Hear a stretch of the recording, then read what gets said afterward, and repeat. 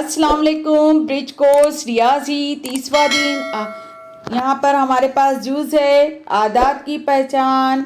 क्या है जूज़ यहाँ पर जूज़ दिया हुआ है आदात की पहचान, जमा व तफरीक और ज़ेली जूज़ है जांच। आज आपकी ये दूसरी जांच है, तो बच्चों आप इसे अच्छे तरीके से हल करेंगे, अच्छे से समझेंगे और सही तरीके से हल करके पर्चा अपनी टीचर के पास आपको जमा करवाना है। इसके नंबरात दिए जाने वाले हैं। देखिए बच्चों, सवाल नंबर 1 है हमारे पास, नीचे दिए हुए आदात को दहाई और इकाई की सूरत में लिखिए। तो आपको क्या करना है, दहाई और इकाई की सूरत में लिखना है। यहाँ पे क्या लिखा हुआ है, आदात, यहाँ दहाई लिखा हुआ है, यहाँ लिखा हुआ है इकाई। यहाँ पे अदद है हमारे पास 94 यानी 9 दहाई 4 इकाई। तो आप यहाँ पे दहाई लिखोगे, यहाँ पर इकाई लिखोगे। इसी तरह अगला अदद है 56 में किस तरह से आप पढ़ते हैं, 5 दहाई 6 इकाई। तो यहाँ पे दहाई लिखोगे, यहाँ पर आप इकाई लिखोगे।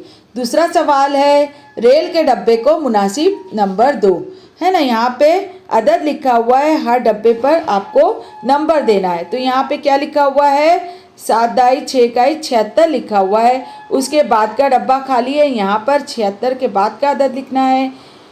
अब यहाँ पे देखिए, यहाँ पर क्या लिखा हुआ है, 79 से पहले का अदद आप यहाँ लिखोगे। उसी तरह 79 के बाद का अदद यहाँ लिखोगे।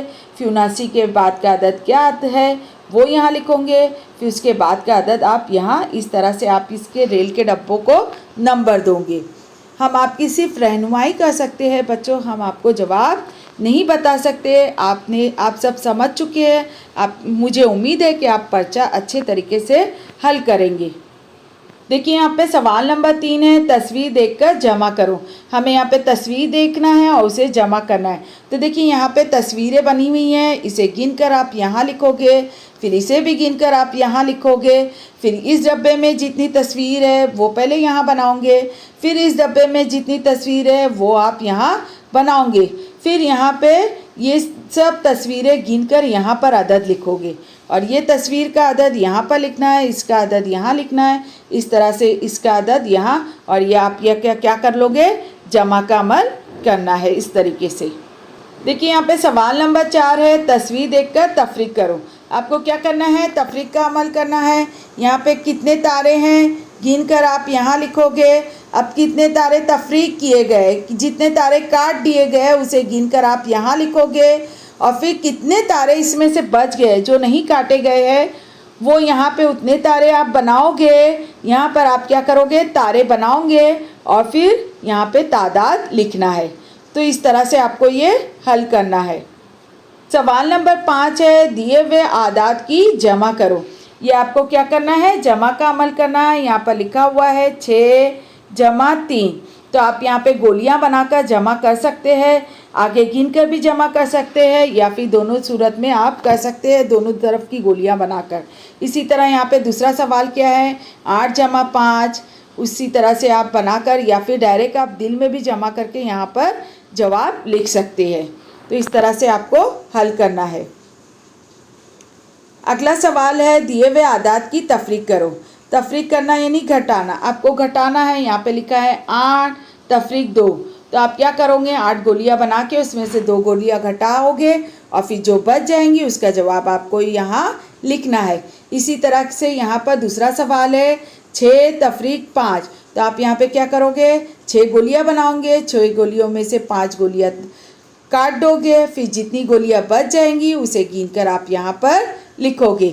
इस तरह से आपको तफरीक का अमल करना है।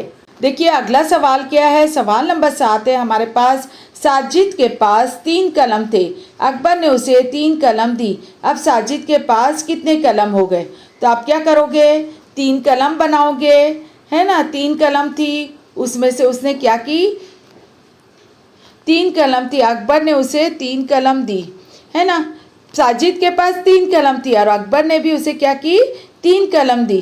तब कितनी कलम हो गई, दोनों कलम उसको क्या करना पड़ेगा, मिलाना पड़ेगा। साजिद के पास जो कलम थी पहले से वो, और अकबर ने उसे कितनी कलम दी, कलम यानी पेन कितनी दी है वो। इस तरह से फिर आपको क्या करना है, गोलियां बना के या कलम पेन बना के आपको जमा करके बताना है।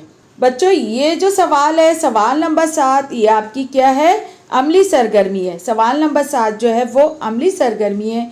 इसे आप रिकॉर्ड करके भी बता सकते हैं या फिर तस्वीर के ज़रिए भी आपको आप हल कर सकते हैं। इस तरह से आपकी ये दूसरी जांच मुकम्मल हो गई।